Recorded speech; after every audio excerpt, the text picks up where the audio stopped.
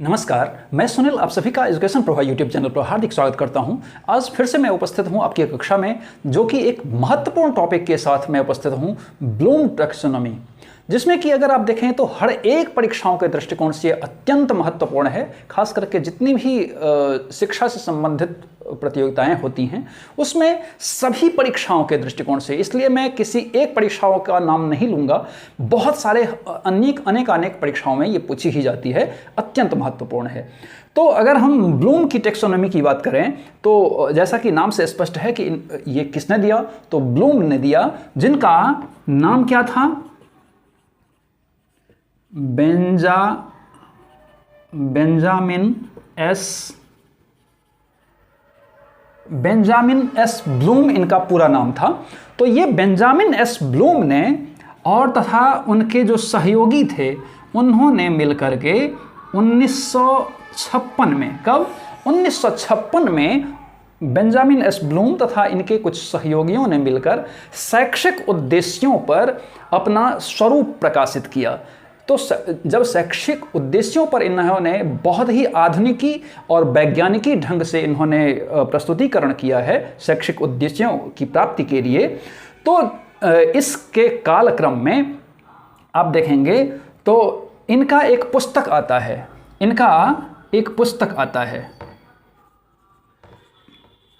Taxonomy of educational objectives. इनका एक पुस्तक था, किनका, तो ये ब्लूम के द्वारा एक पुस्तक लिखा गया, टैक्सोनॉमी ऑफ एजुकेशनल ऑब्जेक्टिव्स। इसमें इन्होंने इस संपूर्ण टैक्सोनॉमी को, ब्लूम की जो टैक्सोनॉमी है उसको इन्होंने प्रतिपादित किया, अर्थात शैक्षिक उद्देश्यों पर इन्होंने भारी बल दिया है। अब सबसे पहले हम थोड़ा सा इसको जान लेते हैं कि ये ब्लूम की टैक्सोनॉमी क्या है। तो अगर ब्लूम की टैक्सोनॉमी को देखें तो ये, जैसे कि मैंने कहा कि ये शैक्षिक उद्देश्यों को एक मानक ढंग से प्रस्तुत किया गया है इसके दरमियान, जिसमें कि इस प्रकार से मानक ढंग से प्रस्तुत किया गया जो कि वैज्ञानिकी भी था और आधुनिकी भी था, आधुनिकी पद्धति पर आधारित था, जिससे कि इसका जो ब्लूम की टैक्सोनॉमी है वो संपूर्ण विश्व में इसको ख्याति मिली और इसको मान्यता भी मिली, जिससे कि शैक्षिक क्षेत्र में खास करके शिक्षा को सरल ढंग से विस्तारित करना, सरल ढंग से उसको व्याख्यायित करना, इसमें विद्यार्थियों के लिए, शिक्षकों के लिए, परीक्षकों के लिए हर दृष्टिकोण से इसका व्यापक असर पड़ा, जिसके कारण से इनकी जो टैक्सोनॉमी है अत्यंत प्रचलित माना जाता है। अब अगर हम 1956 को देखें तो इसके बाद इनके कुछ सहयोगियों ने मिलकर 2001 में इसको कुछ चेंजेस भी किए हैं, लेकिन बहुत कुछ महत्वपूर्ण चेंजेस नहीं हुए हैं, इसलिए बहुत ज़्यादा घबराने की ज़रूरत नहीं है। अगर आप अब देखेंगे तो ये जो ब्लूम की टैक्सोनॉमी है, इनके महत्वपूर्ण कुछ पिलर माने जाते हैं, कुछ पिलर जो माने जाते हैं, जिसमें आपका एक आता है ज्ञानात्मक पक्ष, भावात्मक पक्ष और मनोगत्यात्मक पक्ष।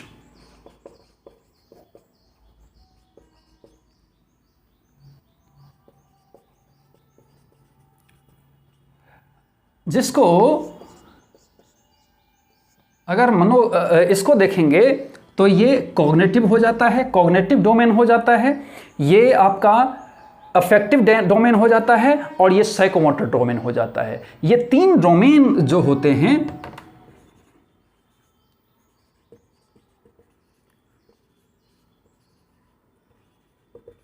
कॉग्निटिव डोमेन,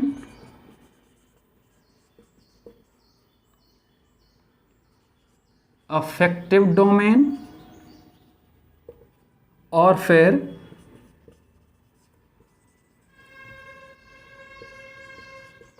साइकोमोटर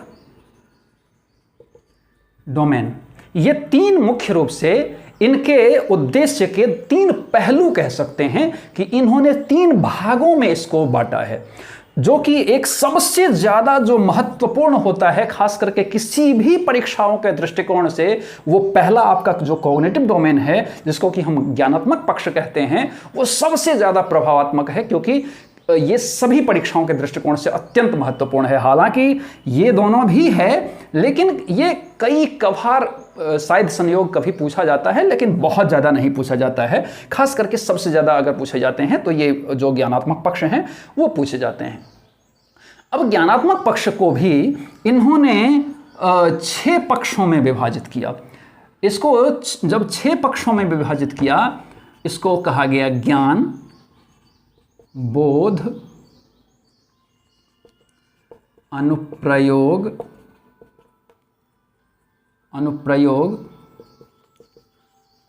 विश्लेषण, संश्लेषण और मूल्यांकन। ये 2, 3, 4, 5 और 6, इसको खास करके किसको, तो ये जो आपका ज्ञानात्मक पक्ष है, इस ज्ञानात्मक पक्ष के ये इन्होंने 6 चरण में इन्होंने क्या किया, तो इनको डिवीजन किया, इनको बांटा।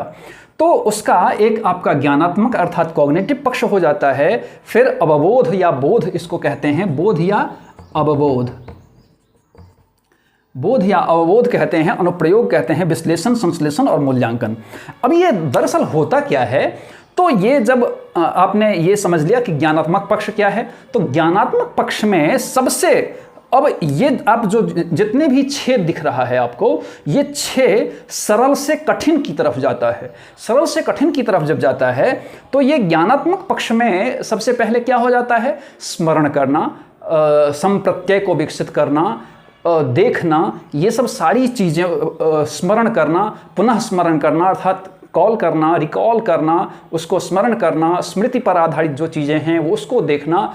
तो ये सब सारी अर्थात शब्दावलियों का ज्ञान, प्रश्नावलियों का ज्ञान, ये सब सारी चीज़ें इसमें समाहित होती है। शब्दों का ज्ञान, अक्षरों का ज्ञान, स्मृति आधारित चीज़ें होती हैं, अर्थात याद करना, ये सब सारी चीज़ें, ये क्या होता है, ज्ञानात्मक पक्ष में आता है। आप छोटे बच्चे को जब देखते हैं, तो जो छोटा बच्चा होता है, बच्चा जब छोटा होता है, खास करके जब पहले जब स्कूल में जाता है, तो बच्चों को क्या किया जाता है, पहले रटाया जाता है, उसको पहले समझाया नहीं जाता है, क्योंकि बच्चों को जब तक शब्दावली का ज्ञान नहीं रहेगा तो क्या वो चीज़ों को समझ पाएगा, क्योंकि उसको शब्दों का ही भैया ज्ञान नहीं है, तो वो समझ कैसे पाएगा, समझ विकसित कैसे हो पाएगा।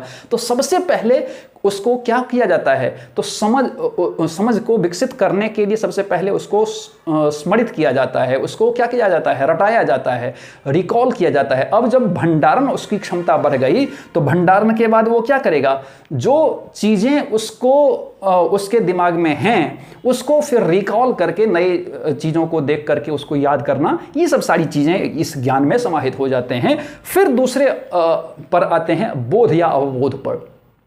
तो बोध, जब मान लीजिए कि कुछ चीज़ों को रट लिया है, उसको रिकॉल कर सकता है, उसको याद कर सकता है, उसको स्मरण कर सकता है, उसको पुनः स्मरण कर सकता है, तो जब बच्चा इतना छोटा बहुत बच्चा है, वो ज्ञानी थोड़ा सा हो गया, तो उसको हम क्या करते हैं, अब हम उसको रटाते नहीं हैं, अब रटाने के पक्ष को समाप्त कर दिए, अब हम क्या करते हैं, तो उसको अवबोध करवाते हैं, उसको बोध करवाते हैं, उसको समझाते हैं। अब वो क्या चीज़ है, वो अब मान लीजिए कि अगर शब्दावली है, तो शब्दावली को उसने रटा था, लेकिन उसको उसके अर्थों को उसको नहीं पता, तो वो उसके अर्थों को समझाते हैं कि ये क्या है, वो क्या होता है, कैसे होता है, किस प्रकार से होता है, ये सब सारी चीज़ों को समझाने का जो काम होता है, अर्थात अवबोध का जो काम होता है, उदाहरण गैर उदाहरण के द्वारा जो हम अवबोध करवाते हैं, वो किस में आता है आपका, तो इस द्वितीय पक्ष जो आता है, द्वितीय चरण जो आता है, इस अवबोध पक्ष में या बोध पक्ष में आता है।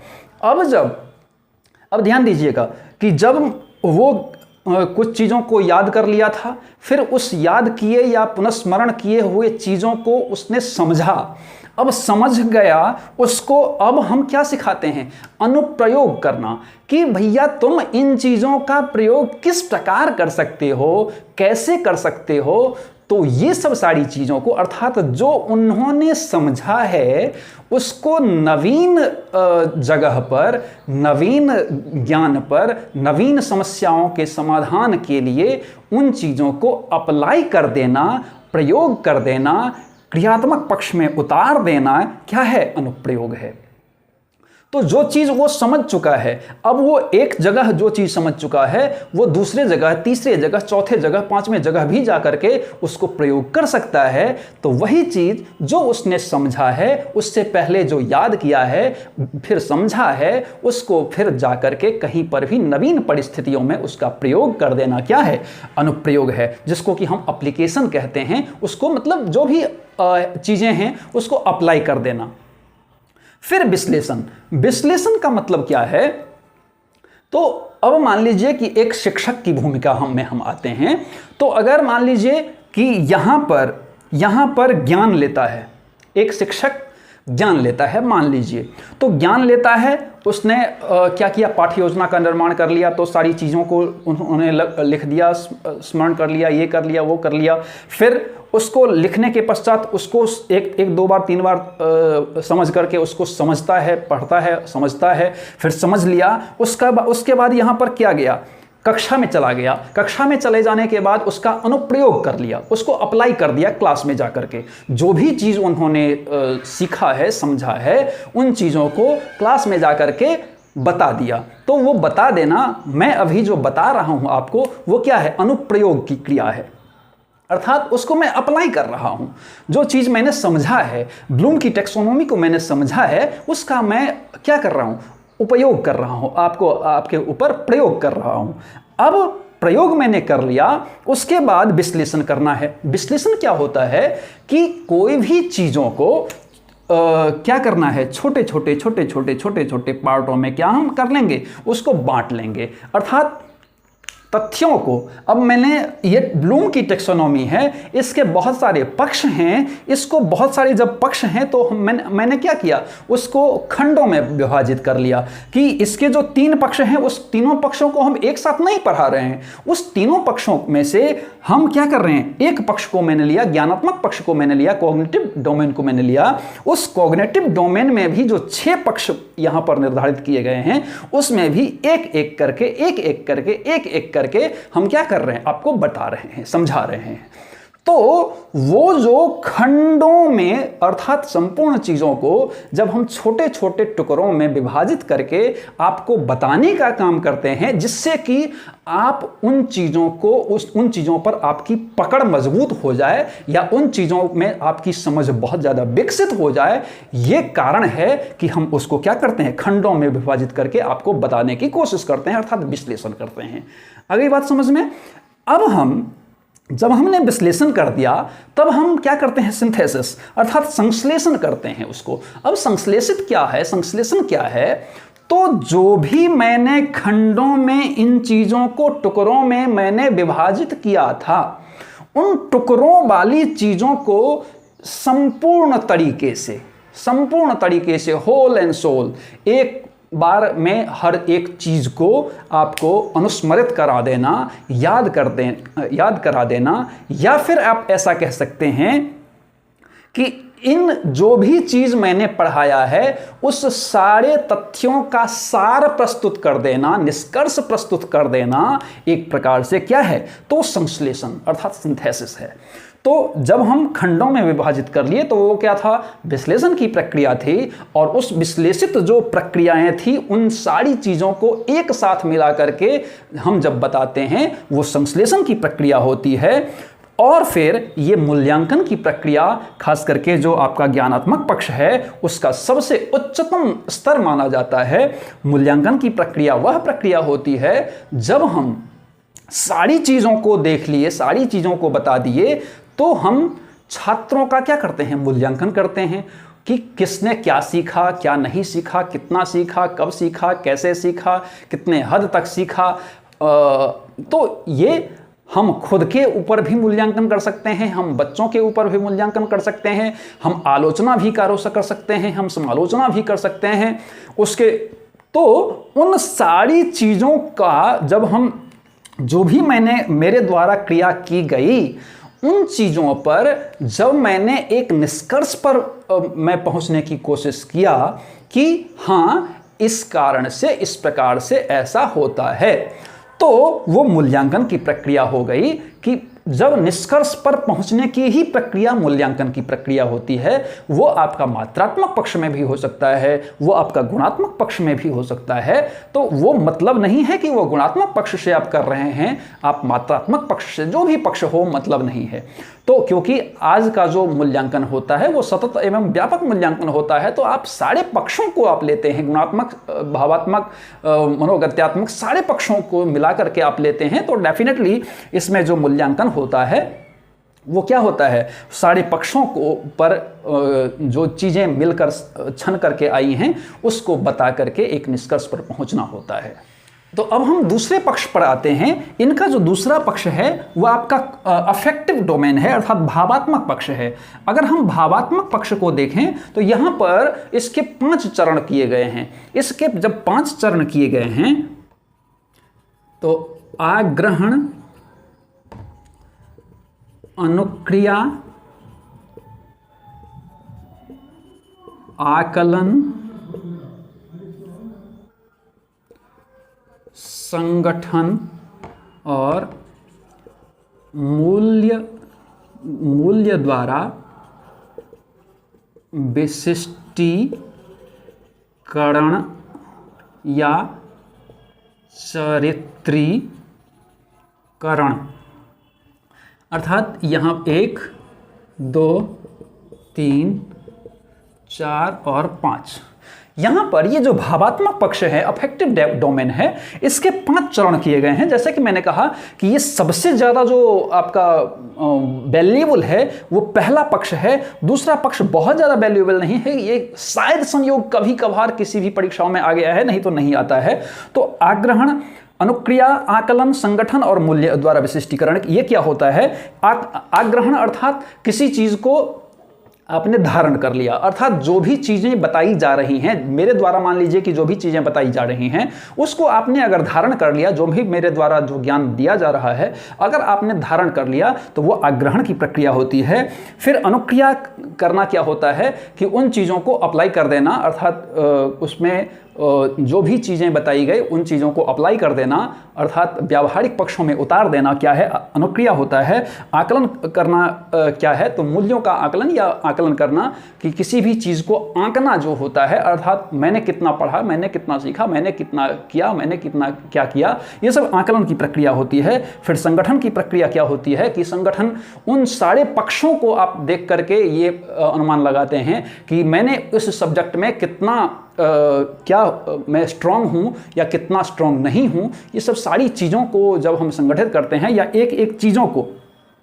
अब मान लीजिए कि जब एक विषय है पूरा, तो विषय में कितने पक्ष हैं, उन सारे पक्षों को, एक एक पक्षों को हमने अगर देखा है तो एक एक पक्षों पर हम अगर अपना नज़र बनाए हुए हैं या उसको अगर हम अपना क्या कर रहे हैं, धारण कर रहे हैं, तो वो क्या हो गया, वो संगठन की प्रक्रिया हो गई। और फिर मूल्यों द्वारा विशिष्टीकरण या चरित्रीकरण, इस पर ये इसका सबसे सर्वोच्च पक्ष होता है कि मूल्य के द्वारा विशिष्टीकरण। इसमें मुख्य रूप से चरित्र निर्माण पर यहाँ पर बल दिया जाता है कि हमने कितना पाया, हमने कितना नहीं पाया, अर्थात ये सब सारी चीज़ों को जब देखते हैं तो भावात्मक पक्ष में क्या होता है कि रुचि संबंधित चीज़ों को, भावात्मक पक्षों को देखा जाता है, समालोचनात्मक पक्षों को देखा जाता है। तो ये सब सारी चीज़ें अर्थात जो रुचि से संबंधित चीज़ों को देखी जाती हैं, तो ये मूल्य पर आधारित होता है कि हमने उसमें उस पक्ष में कितना मूल्य मैंने विकसित कर पाया। अब इसमें तीसरा जो पक्ष आता है, तीसरे पक्ष में हम देखेंगे, इसको थोड़ा सा हम मिटा देते हैं क्योंकि यहाँ पर नहीं आ पाएगा। तो यहाँ पर अगर हम तीसरे पक्ष में देखेंगे तो तीसरे पक्ष में आपका आ जाता है कौन सा? तो साइकोमोटर। साइकोमोटर आपका आ जाता है। तो साइकोमोटर जो आ जाता है, इसमें हम क्या करते हैं, शरीर के विभिन्न पक्षों को हम शारीरिक दृष्टिकोण से कितना क्या संचालित करते हैं, इस दृष्टिकोण से या कौशल के हिसाब से हमने कितना क्या, किस में हमारा कौशल ज़्यादा है, किस में कम है, इस पर ये संपूर्ण रूप से आधारित होता है। जैसे सहज अंग संचालन, आधारभूत अंग संचालन,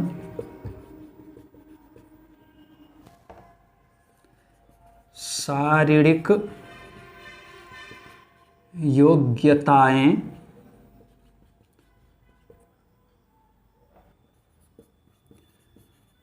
प्रत्यक्षीकरण योग्यताएं, फिर इसके बाद कौशल युक्त अंग संचालन, फिर सुसंबद्ध या सांकेतिक अंग संचालन। इसमें आप देखेंगे इसमें भी 6 प्रकार माने गए हैं।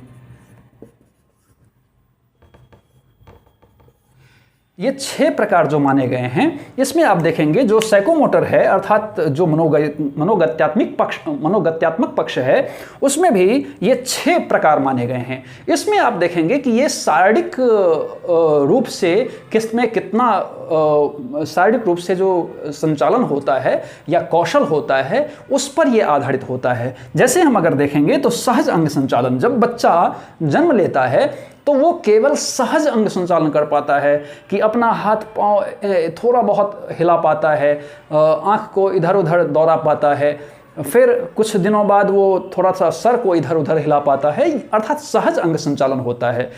कैसे?